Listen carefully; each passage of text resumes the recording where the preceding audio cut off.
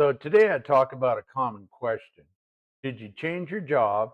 And what's the risk of staying too long? Changing jobs sounds simple until it's your life on the table. It's easy for someone else to say, just quit. Well, they don't have to pay your bills. They don't know your family. They don't know what you've already lost, what you're trying to protect, or how tired you are from carrying it all. And it's also easy for someone to say, just stay, because they're not the one waking up with a knot in their gut. They're not the one driving home drained. They're not the one wondering if this job is slowly turning them into someone they don't like. So the question, should I change my job, deserves more than a quick answer. Because quitting has risk, but staying has risk too. And the hard part is knowing which risk is worse. A lot of people think about quitting when they're angry. The boss said something stupid, the coworker got credit for your work, the schedule changed, the pay isn't keeping up, you feel used, tired, and alone. And somewhere inside of you, that old song starts playing. Take this job and shove it. For people as old as me, I know you remember the song. So I get it. Sometimes that feeling is honest, but it isn't always wise. Anger can tell you something is wrong, but anger shouldn't be the one driving the truck. Before you make a big move, slow down long enough to ask, am I trying to leave because this job is wrong for me or because this week was bad? That matters. A bad week isn't the same as a bad life. A hard job isn't always a wrong job.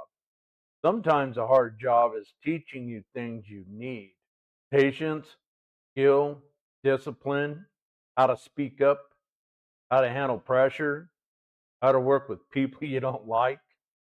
The lessons don't always feel good while they're happening, but they can still build you. A wrong job feels different. A wrong job drains you and gives you nothing back except a check. It keeps you busy. It asks for more and more while giving you less and less reason to care. You may start noticing little changes in yourself. You don't laugh as much. You don't care like you used to. You bring stress home to people who didn't cause it. You stop dreaming because you're too tired to picture anything else. That's when the job is no longer just a job. It's shaping your life. And if it's shaping you in the wrong direction, you need to pay attention, not panic. Pay attention. There's a difference.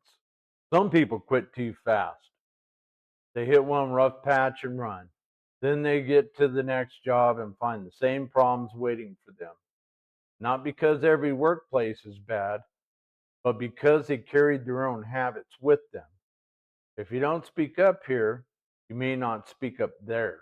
If you avoid hard conversations now, you may avoid them later. If you blame everyone else in this job, you may do the same thing in the next one. That's why you have to be honest about your part. Have you done your job well? Have you asked for what you need? Have you tried to fix what can be fixed? Have you had the conversation you keep avoiding? If the answer is no, quitting may not be the first step. The first step may be courage. But some people go too far the other way. They stay for years in a place that's breaking them and they call it being responsible. Sometimes it is. There's honor in providing, there's dignity in doing hard work. There's nothing weak about keeping a steady check when people depend on you. You can wear a work shirt too. Fear says don't risk it. Fear says you're too old to start over. Fear says at least you know this misery. That's how people get stuck. Not all at once. They just keep putting the decision off. I'll think about it after the holidays. I'll wait until next year. I'll see if things get better. Sometimes waiting is smart. Sometimes it's just fear with a cleaner shirt on. And one day you wake up and realize you didn't choose your life, you delayed it. This is where the money part has to be talked about like adults. A job isn't only about feelings, it may be your health insurance, it may be your retirement, it may be the house payment, it may be the thing keeping your family steady. Sometimes jobs don't look exciting in the moment, but they may be protecting your future. A pension may not feel important when you're young and mad. A steady check may not feel special until it's gone. A good benefit package may not feel like a blessing until life gets hard.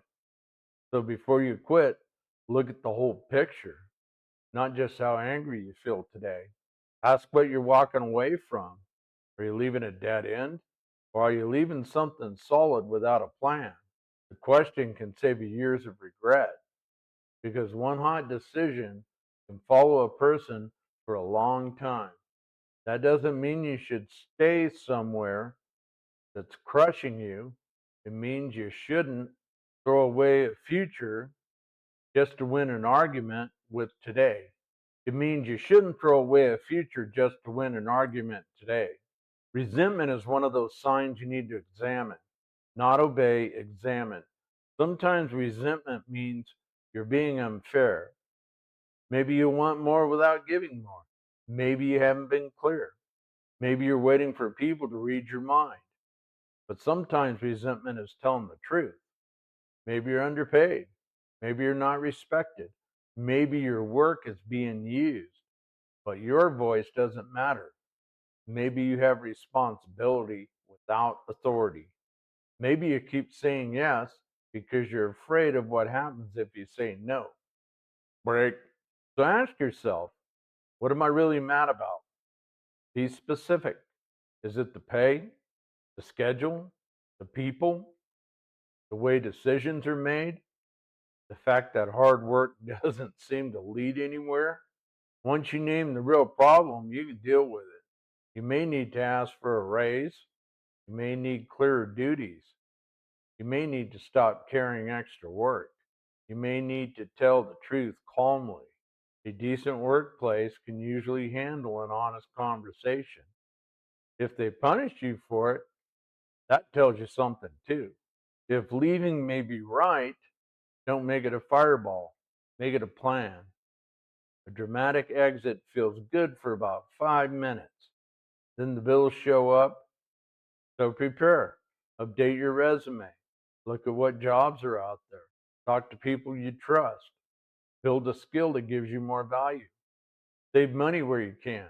Cut expenses that keep you trapped. Apply before you announce anything. Give yourself a timeline. A plan changes your whole attitude.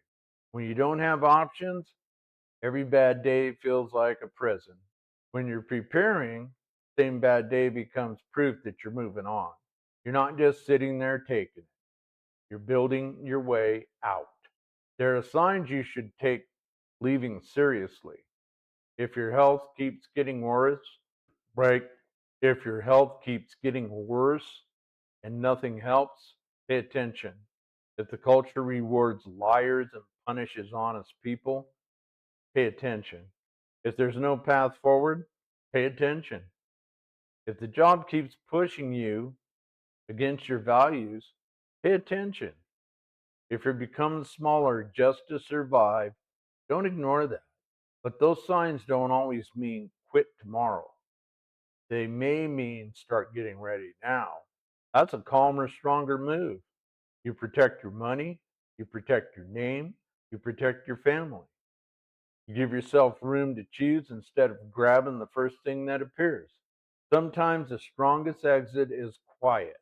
No big speech, no slam door, just a grown person making a clean move. There are also good reasons to stay for a while. Maybe the job is teaching you something valuable.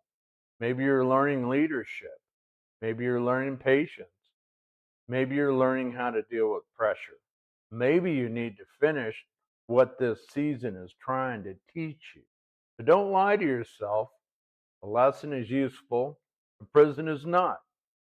If you're growing, stay awake and learn. If you're shrinking, start preparing. That's the line. Here's a simple way to sort it out. Write down 5 answers. First, what exactly is wrong? Not everything. Be honest and clear. Second, what have I already tried to fix? If the answer is nothing, start there. Third, what part of this problem belongs to me? Maybe not all of it, but probably some of it. Fourth, what would need to change for me to stay without being bitter? That answer may show you what conversation needs to happen. Fifth, what's my plan if nothing changes? That's the big one. A person without a plan is stuck reacting. A person with a plan starts getting their power back. You don't need a perfect plan today. You need the right next step. So, should you change your job? Maybe, but don't let anger make the decision and don't let fear make it either. If the job is hard because it's building you, learn what you need to learn. If it's damaging your health, your home, your faith, or hope, take that seriously. Just be smart. Don't quit to prove a point. Don't stay to avoid a risk. Look at the facts.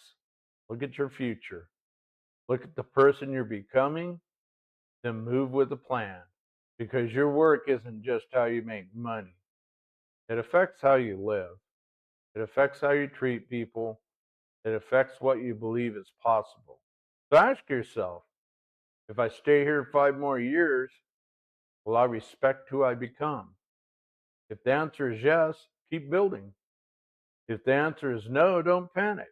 Start preparing. Have the talk. Fix what's yours. Protect what matters. And if it's time to leave, leave clean. Quitting has risks. Staying too long has risks too. The goal is to stop handing your life to fear, anger, or habit. The next honest step. That's how you move forward without losing yourself.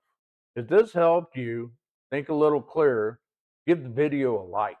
And if this is the kind of real talk you need more of, go ahead and subscribe and drop a comment below. Have you ever stayed too long or left and wondered if you made the right call? Well, thanks for watching. I'll see you in the next one.